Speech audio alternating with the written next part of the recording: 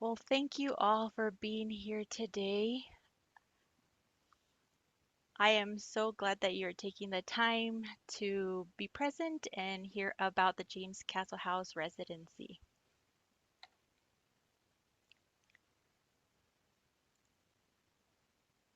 We have Kenzie, who is an ASL interpreter, and myself, um, Monica Galvan. I am the Cultural Sites Program Coordinator.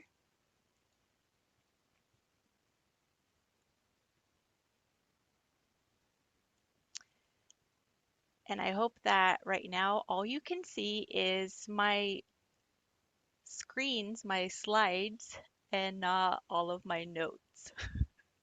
Kenzie, can you give me a thumbs up if that's what you're able to see? Okay, thank you so much. All right. Well, we have 14 of you on live right now, but I just want to remind everybody that this is being recorded and we will put it up on our website and you can always look back to it and you're always welcome to ask questions. There will be a little bit of question and answer time at the end if some questions come up for you.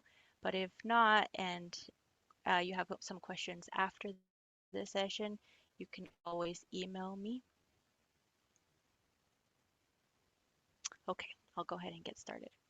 So this information session is for the 2027 James Castle House residency. And what I also want to point out is that there is English language captions that are available by clicking on the live transcript button at the bottom of your screen and then selecting show subtitles.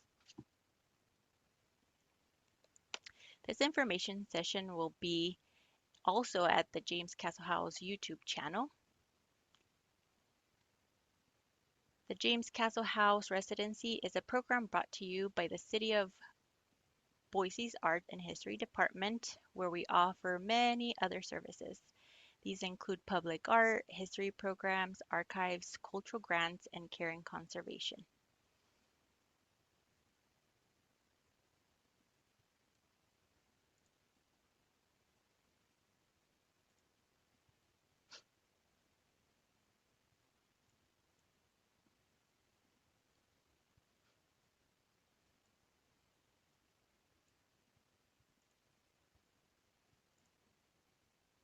Let me go ahead and introduce myself. Like I said, my name is Monica Galvan. I'm the Cultural Sites Program Coordinator at the James Castle House, and I have the honor of running the James Castle House Residency.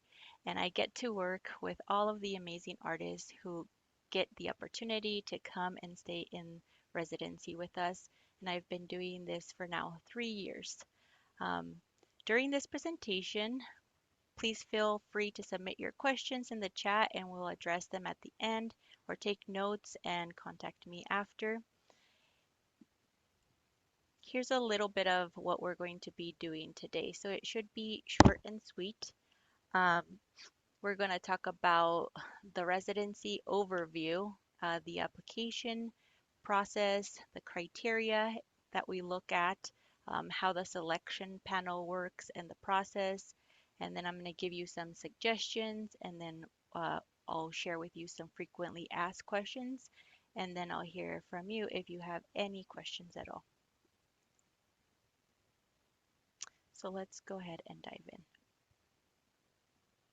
The James Castle House celebrates the life and work of American artist James Castle through exhibitions, community programs, research, the residency program, and conservation of historic spaces. This is where Castle lived and worked for over 40 decades, and so the residency really invites artists to immerse themselves in the site, explore the house, its history, its surrounding place, of course, Boise, the Boise River, all the beautiful places around Boise, and respond to their experience through creation of new artworks. The residency goals. One is to support emerging and mid-career artists by providing space and time to focus deeply on the creative practice that they hold. Two is to provide free and accessible cultural programs to the Boise community. Our community really comes and engages with whomever is in residency. So that's a very powerful and impactful way to continue giving back to our Boise community and expand community awareness of the James Castle House. And the fourth one is to continue a daily practice of creativity on site that was established by James Castle. Because you are staying in on site in the same location where Castle lived and created, you get to experience also his shed and trailer, and you also get to go and see some of his original artwork at the James Castle collection and archives. So let's take a closer look at the two residency options and the details. So we have 2 month residency and we also have a 2 week residency. So for the 2 month residency, we have three of these available for 2027. They provide a $4,000 stipend, and we ask in return for public events included but not limited to workshops, open studios, and presentations. And then we also ask for one donated artwork at the end of the residency. We provide that stipend, and we also provide the housing with utilities paid. And so, what you then are required to make sure you can pay is your um, travel supplies, your art supplies, and a liability insurance to live in the house, and also provide your own food. We have, like I said, oops, three terms available. Sorry,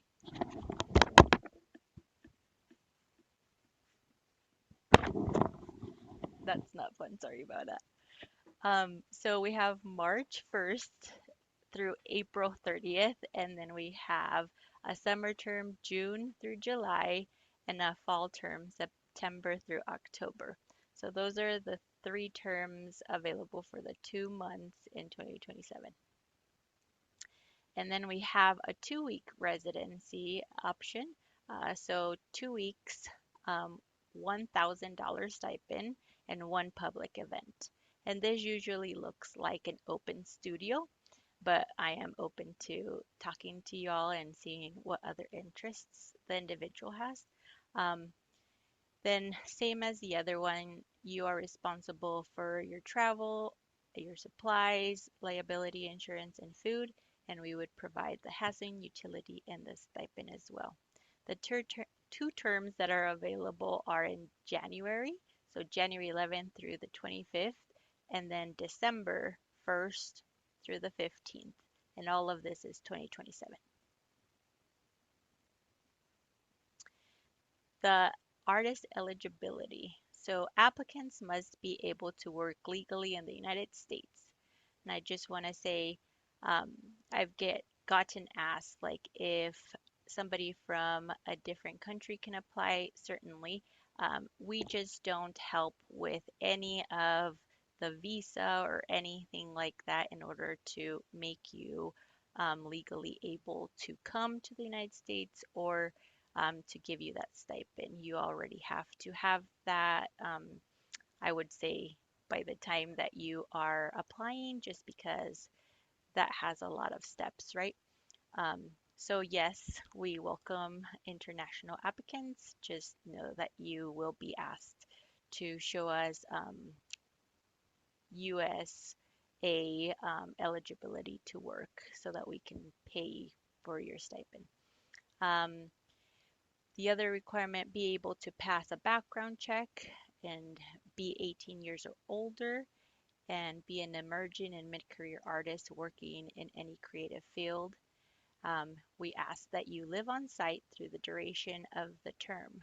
So this opportunity really is wanting to focus on helping those emerging artists and mid-career artists um, move move forward in their careers. Sorry, both of these residencies are for local artists too. I want to point that out. It's a great opportunity for those who are here in Boise or in Idaho to have the flexibility to live on site. So that's one important thing that I sometimes people live in town and um, we want to make sure they are living on site. Here's a look at the timeline for the application. So it is now open and it will close August 28th. And once it is closed, the panel review will start. And then we'll notify the awarded artist. Um, I'm putting down November 18, and hopefully that will be the true date. There's always something that comes up, but this is our goal right here. And the way that we go about that you would go about applying is through Submittable. So Submittable is free for users, and you'll be able to find the application at the James Castle House website if you haven't already found it. It's under residencies, and then you can click. There's a little image that says apply, so you can apply that way. Submittable has been a great tool for us, and I think there's other um, art opportunities that use this platform. It just creates an easy way for us to look at each applicant and for you to submit your work and answer some questions that we have there and for a panel to review. So once the application is closed, we will meet with our panel to review the criteria. And this is what we're looking at. So we will look at the strength of your application, making sure it's clear and concise and compelling response to application questions. Um, we are really curious about what is your drive to applying to this unique residency and how you see yourself applying what you are already doing or what new curiosities you might have in connection to the Castle House, in connection to James Castle's artwork or the way that he created. We will look at the quality of your work samples. So this is something very important. We want to make sure that we are able to see what you are doing already, and we want to see that reflect your unique voice. And then, of course, that then once you are chosen and once you're in residency, we want to see that reflect back into the work that you're creating when you're on site. We ask for references, and I want to say that this is something that we would only contact them if you move on to the top 10. Okay, so we're looking at different references from individuals who are familiar with your work and your experience leading programs or something similar to this experience. And then we'll have that interview. If you are a finalist, we will choose after we narrow it down two finalists per term, so identified by the selection panel, and then we will contact you and have an interview. The selection panel is really something unique that I don't know um, if everybody does exactly like this, but what we've done is we've decided to have some staff members from our department, and then we have a commission board.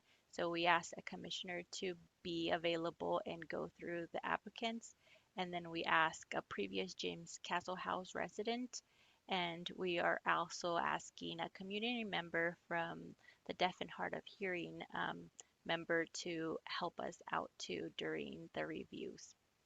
Um, the applications are reviewed by each individual panelist, given time to review each single one, and then the entire panel we gather together and then we narrow it down. The finalists are interviewed, and so then we will be announcing November 18th. Here are some suggestions as you start to work on your application, something to just keep in mind. Uh, I know that some might be first timers in applying for something like this, and some of us might already have previous experience.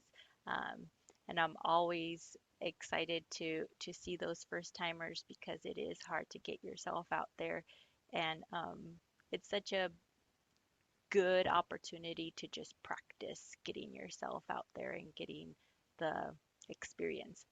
So, some suggestions for you to review the guidelines and criteria carefully. Like I said, this is a unique opportunity, and we're really asking people to focus on the site specifically, the experience that you're having, interacting with James Castle's house and the place that he grew up in and or lived, and then also with his artwork. Um, to choose your samples that you are proud of and strongly reflect your voice and craft. And we do ask for 10, so make sure that you submit 10. Um, because if you don't, that is a disqualifier. We're looking for a complete application. So make sure that you have 10 that you upload there. And the other thing that I want to say is choose samples that are really showing you, identifying who you are as an artist and you feel are strong. Um, the other thing is connected dots throughout, and I think I've already said this in the other bullet point, but just uh, why this residency in particular. And then focus on your medium or your cohesive body of work. Uh, we would say don't focus on showing variety if um, you're multidisciplinary.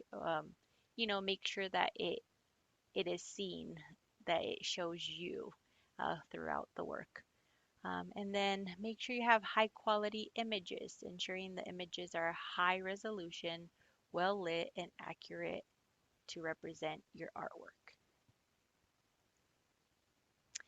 Here are some of frequently asked questions.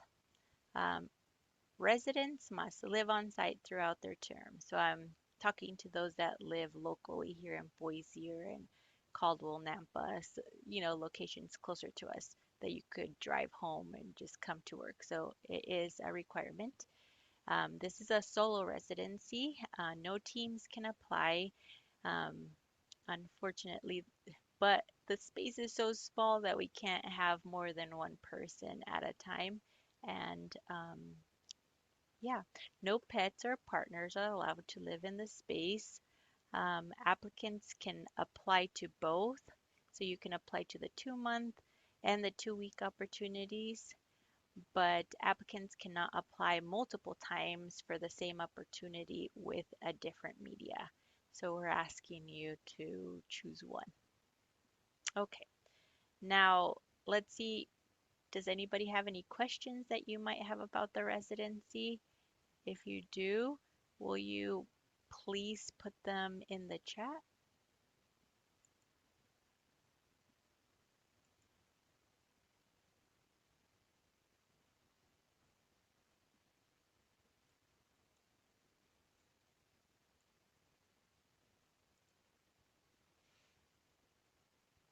Ooh. Silas, you're asking, do you need to have a website to apply? No, you don't need to have a website. We just ask for you to upload your work samples.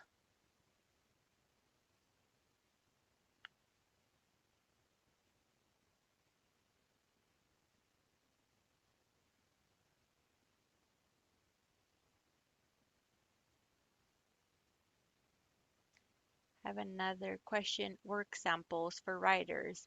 Is the limit 10 pages each sample, or is the 10 pages limit for all samples combined?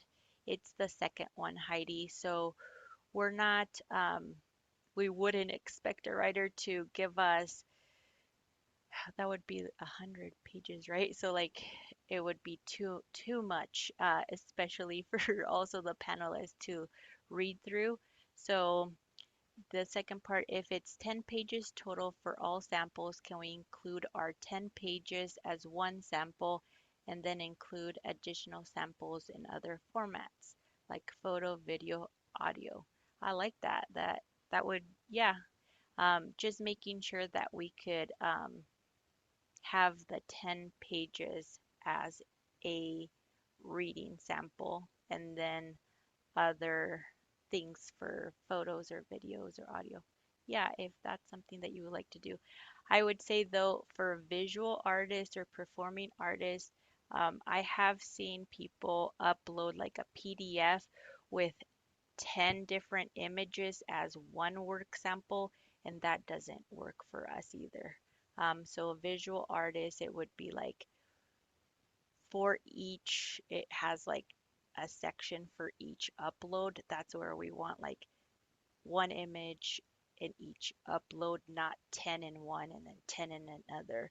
We're looking for you to be able to like critique yourself too, so that you're showing us what you really want us to consider and base um, what you're trying to apply with, right? Because it gets really hard. And last year we had 75 applicants for the 2 month, um, and then 65 for the 2 week. So there's quite a few of applicants, and so we want to make sure that we're looking at what you want us to look at and not just kind of stray too much. Um, there's another question. Are the dates for 2027 similar dates for other years, or do you vary the dates? So last year we actually changed the length of the opportunities. So we are basing this next year, 2027, to this year, 2026. So this is our new range of dates. So yes, very similar to this year, not to the past years though. And let's see. Thank you so much. You're very welcome. Thank you for being here. And should we submit 10 samples of 1 minute experts in performance work? Um, I think I think Alexandra, this would be your call kind of like I I would say that if it's showing something different that you want to show us, um, that would be good to point out. Um, yeah, if if it's going to be the same angle though, that would I would say it counts as one, but if you're like showcasing different aspects of the performance, I think that could help us figure out like your scope or like what you are creating. For work samples, should the samples focus on the past 2 years or what is recommended history time frame? Yeah, so recent work is definitely something that we are looking for. I believe 2 years would be great. Yeah. Heidi, to clarify on work samples, since there are 10 samples required, if a writer includes one 10-page sample, does that fit the sample requirements? Yes, it does. I can see that it's required to upload at least 3 files. So what I would say is, like I said, for the performance, if it is showcasing something um, like a little bit different, right? So um, if you have a work sample that is 10 pages, but then you have like a poem, um, just separating that into the different files would be good. It's a little unclear what else to include. I remember some writers last year were confused about that as well. Yeah. Um, so I think what we're trying to do, yeah, it is a little bit tricky with writers and performing arts. I'm full disclosure, feel like most of what we've been receiving is visual artists. Last year we had quite a bit of writers that applied, which was really awesome. And I think what we tried to do, here we go, I'm black again, sorry,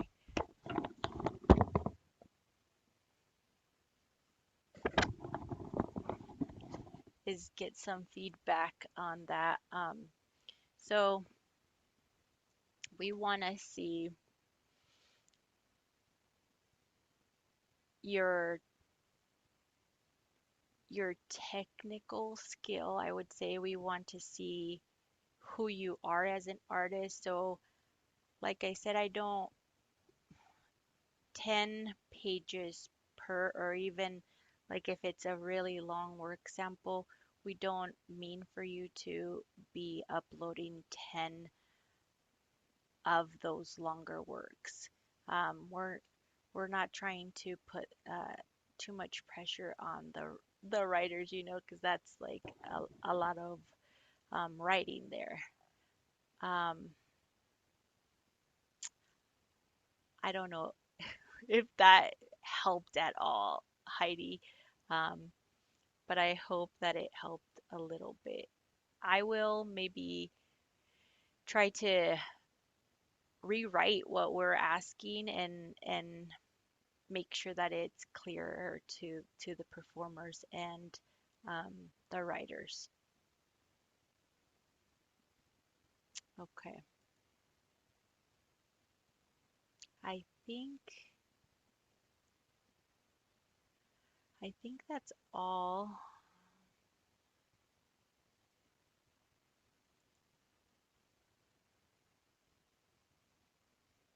I think that's all the questions I see.